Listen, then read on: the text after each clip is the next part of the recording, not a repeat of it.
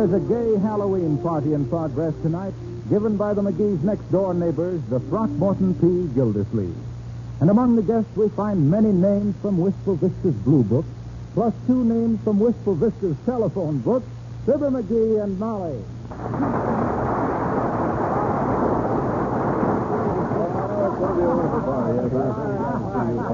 Well, it's quite a party, ain't it, Molly? Ah, certainly is, McGee.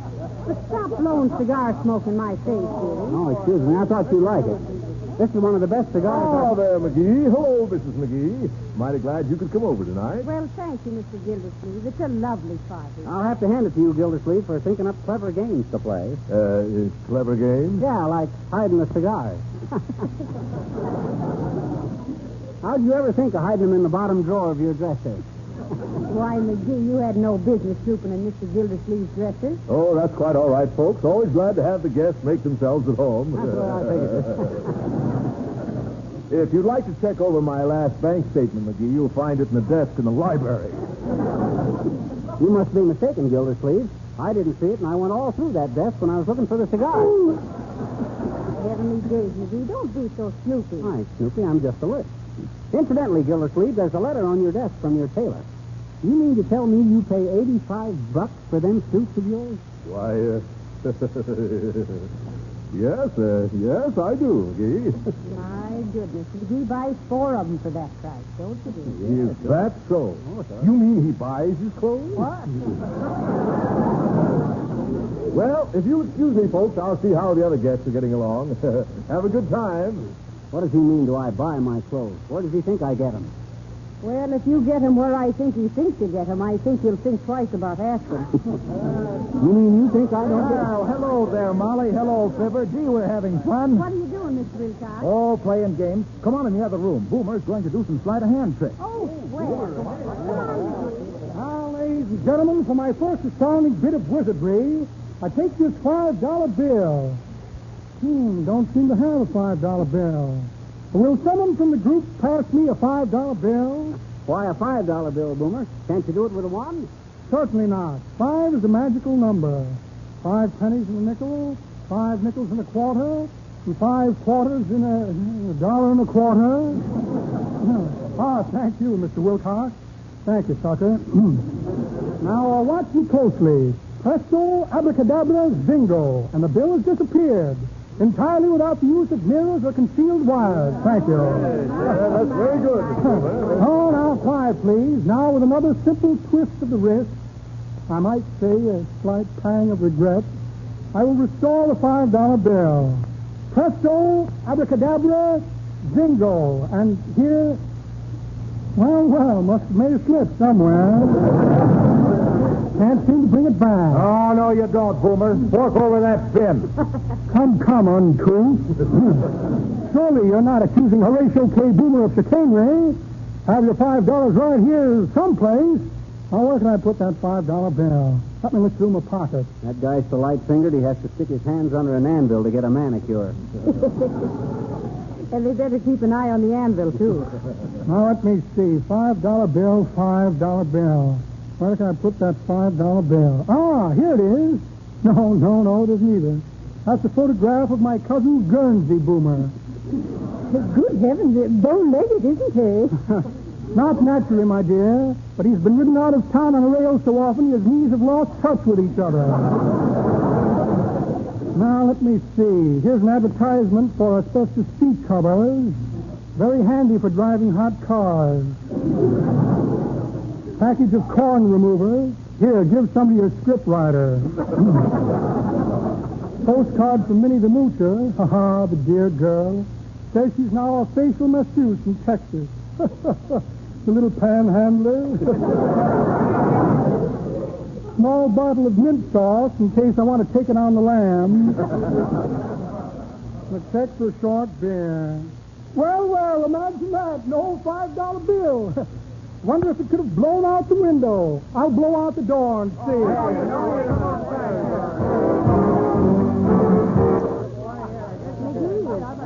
Did Mr. Gildersleeve show you his new automatic phonograph that plays both sides of 12 records without stopping? Yeah, wonderful, ain't it? Wonderful. Why, it's almost human. I'll say it is. Just out of curiosity, I dropped a sleeping tablet in the needle box, and it's been playing A Man in His Dream for 20 minutes. Well, hello there, Johnny. Hello, daughter. Quite a party, ain't it? Yes, it certainly is, Mr. Oldtimer. Hey! He says, yes, it is. People go to parties for the same reason bald-headed guys go to burlesque shows. They at least have the illusion of letting their hair down.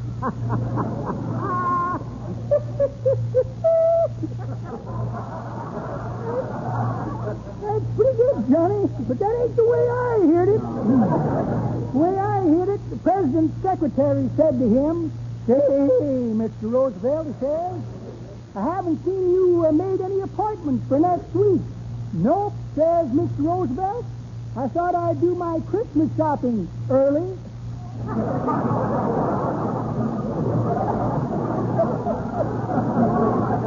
Well, I gotta go in the other room, Johnny. They're bobbing for apples, and I gotta get my girl out of there. She's a pippin'. Well,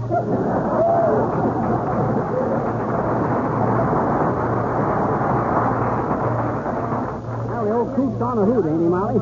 If he was ever... Ah, there, folks. How's everything going? Oh, just fine, Mr. Gildersleeves. By the way, when do we eat, Rocky? Well, we're serving a buffet supper a little later. Hot dog, you hear that, Molly? A buffet supper. Oh, that's McGee's favorite kind of a meal, Mr. Gildersleeves. Yeah. He goes around the buffet table like stew biscuit on a fast track. Well, that's fine, yes. Or is it? But before we have dinner, folks, we're going to have a little more fun. Mrs. Uppington's going to tell somebody's fortune. Oh. Yes, they're drawing names in the other room now to see who the lucky man is. Huh? Say, it looks like you're it, McGee. Oh, this should be very amusing. Yes. It's the first party we ever went to where McGee stuck out his hand instead of his neck. Oh, here he is, folks. There you are, Mr. McGee. I hope you don't mind having your fortune told. I just know, Uppy. As the chicken says when he busted out of the egg, I guess the future's worth taking a peep at. Which hand do you want to read? Well, that depends, Mr. McGee. Are you right or left-handed? Well, I think he's left-handed. He reached for the lunch check with his right hand today and fumbled terribly. Well, then give me your left hand, Mr. McGee. Okay, here you are. Paul, meet Mrs. Uppington. Mrs. Uppington, my Paul. How do you do? I'm very glad. Oh, my, that was a joke, wasn't it? Oh, now wait till I put on my glasses. I didn't have them on the last time I told a man's fortune, and I was horribly embarrassed, you know. Why, Mrs. Uppington? Oh, my dear. He had kitchen gloves on, and I told him I could see him lying on a plate with 2 fried eggs and a piece of toast.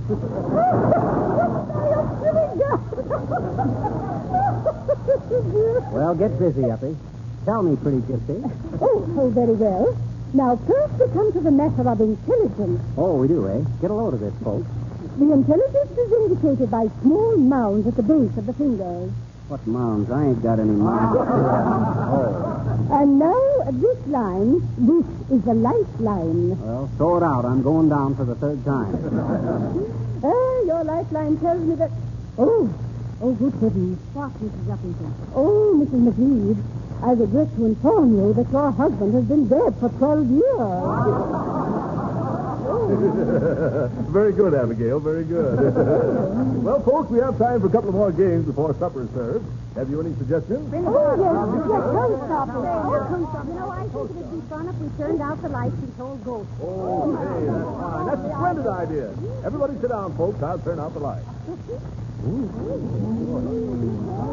Want me to tell the first ghost story, folks?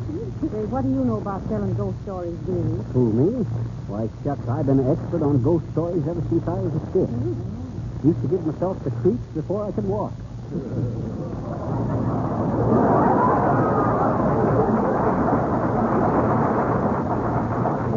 I made quite a study of ghost stories. That was every time I'd walk into somebody's yard. Folks would shake their heads and look grave. Graveyard McGee, I was known as. Graveyard McGee, the gloomiest guy that ever gave goose flesh to a gay gathering with Megorian goose and goblin gabbling, getting guys goats with great gobs of ghastly goings-on, galvanizing groups of gaping greenhorns with garrulous and graphic gibberish, and garnering the greatest bag of groaning ghosts from the gusty gales of the Greenland Sea to the giddy... Ow! Who's pinching me?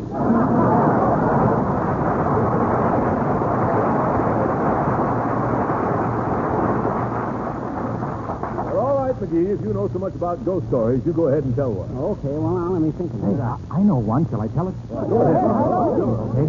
Well, it happened one night when I was driving through the swamps of Louisiana, when suddenly my engine went dead.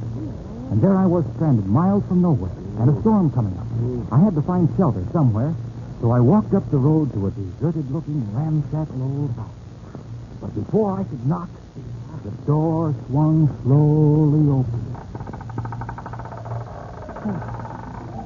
Hey, what's that? Excuse me, folks. My foot was asleep and I was straightening out my legs.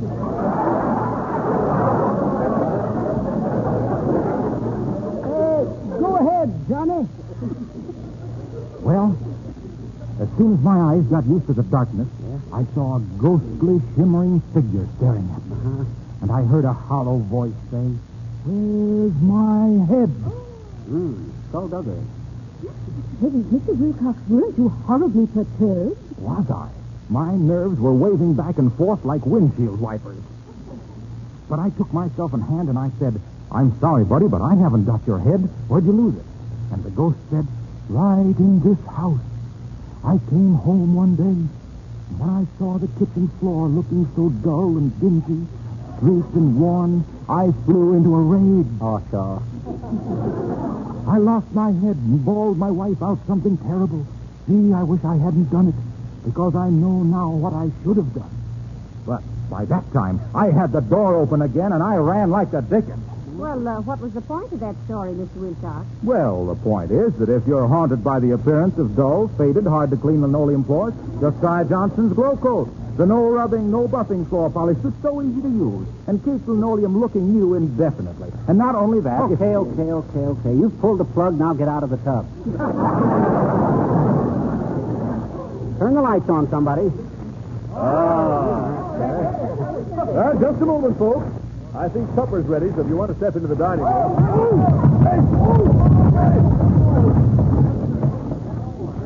Well, come on, McGee. What are you waiting for? You go ahead, Molly. I'll be in later. I got something I want to do. Kind of a Halloween gag. Don't say anything to anybody. Now, I'll be back in a little while. It's dark out here. I'd like to see Gildersleeves' face tomorrow when he looks in his garage. Oh, hey, get away from me. Who's there? Who's that? Yeah, but I scared you, didn't I? Oh, hello there, little girl. It's so dark out here, I didn't see you. What you doing? Now, I says, what you doing? Playing Halloween. Oh.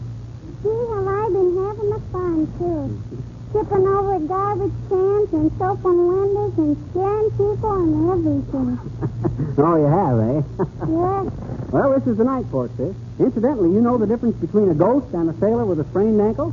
No. Well, one's a hobgoblin and the other's a gobhoblin.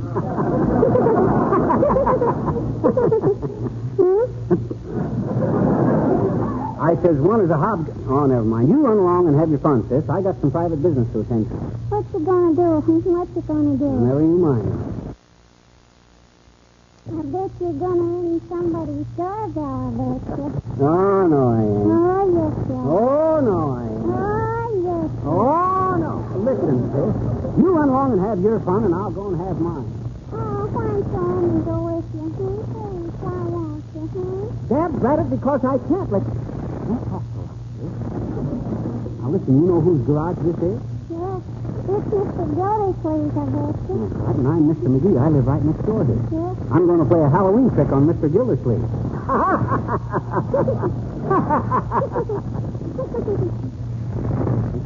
We don't want him to hear it. Now, look, I'm going to sneak into Gildersleeves' garage and let all the air out of his tires. Will that be a panic or won't it? Will it? Why, sure it will. Boy, when old Gildersleeves comes out in the morning and... Quiet, sis. Now, don't make so much noise. You see, you're making all the noise, I bet you. Well, come on now. If you want to be in on this, help me push this garage door open. Gee, I'll having a fun.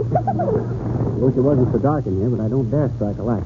Now, look, sis. You let the air out of the tires on that side, and I'll do the same on this side. You know how to let the air out? Yes. I let the air out of 5 cars already tonight, I bet you. Okay, go ahead. Oh, that's it. Gee, isn't this a dandy idea, mister? I thought it was pretty good myself, sis. But don't you ever tell him. Hey, Mister, the tires are flat on this side. Okay, same here now, sis. Now remember, this is a secret between you and me. Yes. I gotta get back to the party now. Okay. Good night.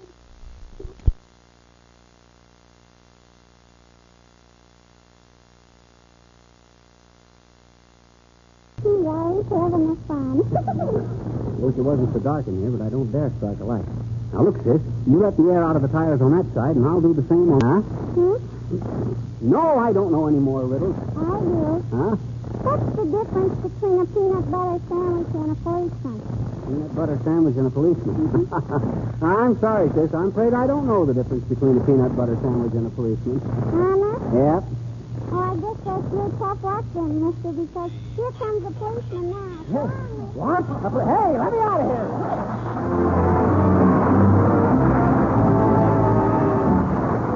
Folks, Donald Novus sings With a Song in My Heart. Well, have you got your hat, Peavy? Yeah. Well, we'll have to go now. Well, I'm sorry you folks have to leave so early, but I'm mighty glad you could come over. Oh, thank you, Mr. Gildersleeves. My, it's been a simply marvelous party.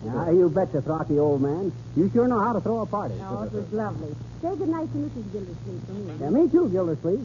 She's a wonderful cook, that wife of yours. Tell her how we had a terrific time tonight. I certainly will. I'm sorry she was so busy in the kitchen she couldn't meet any of you folks. But you must come over again sometime. Oh, could I have my chauffeur drop you somewhere, Mr. McGee? Oh, no, thank you, Mrs. Uppington. We just live next door. Well, good night. We've had a wonderful time, Mr. Gildersleeve. Good night. Yeah, good night, Gildersleeve. Good night, Mr. McGee. Good night, Fibber. Good night, everybody. Good night. Good night.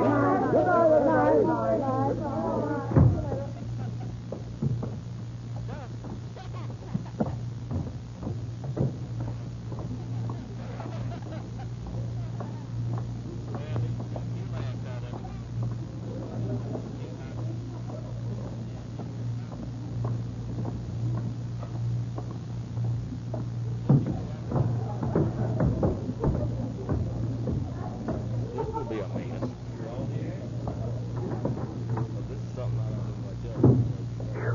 Boy, what a lousy party.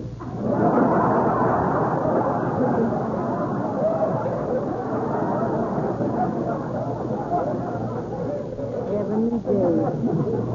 Whoever told them they knew how to entertain? Yeah.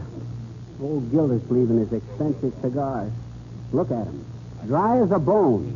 All 10 of them. Well, I'm going right up to bed, dearie. I'm tired. Yeah, well, I'm coming up, too. Oh, my goodness, I hope I don't have bad dreams from that terrible food. Did you taste those hors d'oeuvres, maybe? Oh, they look tempting to me. Imagine that. Imagine old Lady Uppington trying to sell fortunes. I think I'll get her a crystal 8-ball for Christmas. Now, don't drop your shoes there on the floor, right where somebody will stumble over them. Oh, well, they're on my side of the bed. I'll be the one to stumble over them. Hand me my cold cream, dearie. Okay. Thanks. Did you notice the cheap towels in the bathroom?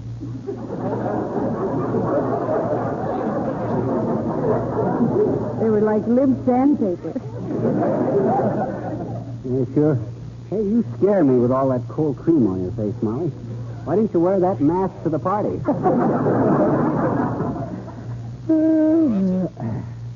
Imagine them old fogies playing post office at their age. There ain't one of them with sufficient postage.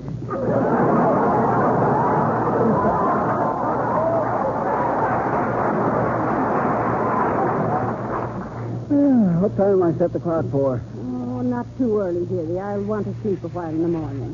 Me too, after a night like that. That ghost story of Mr. Wilcox. Yeah. I'll bet the sponsor haunts him. The way those people age. You see the old timer? He was chasing the ham around like an actor's agent.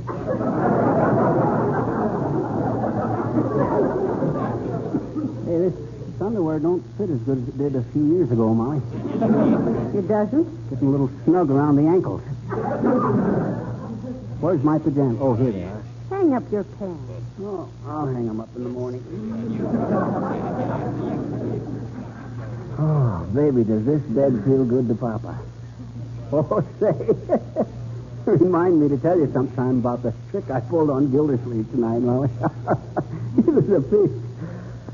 Oh, what a party that was. Oh, good night, Molly. Good night, dear.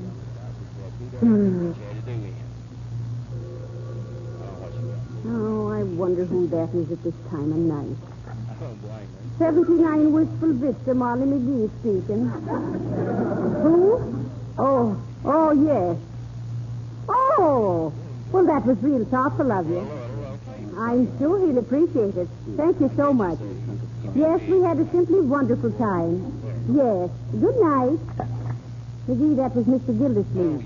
What that stuffed shirt want? Well, he really did you a favor. He said he forgot to tell you while you were over there. Forgot to tell me what?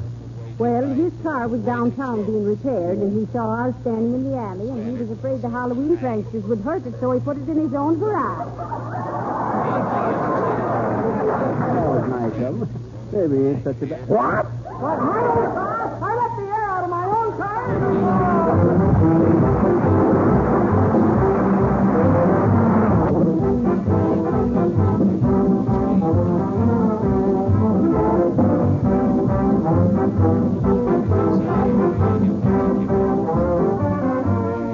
Well, folks, we didn't really feel that way about Gildersleeves' party. We just wanted to give you an idea of what we think happens after one of our parties. Incidentally, Molly, there's one game we didn't play over there tonight. What was that, dear? Pin the tail on the elephant. You mean on the donkey? Oh, no, Gildersleeves are Republican. Oh. Good night. Good night, all.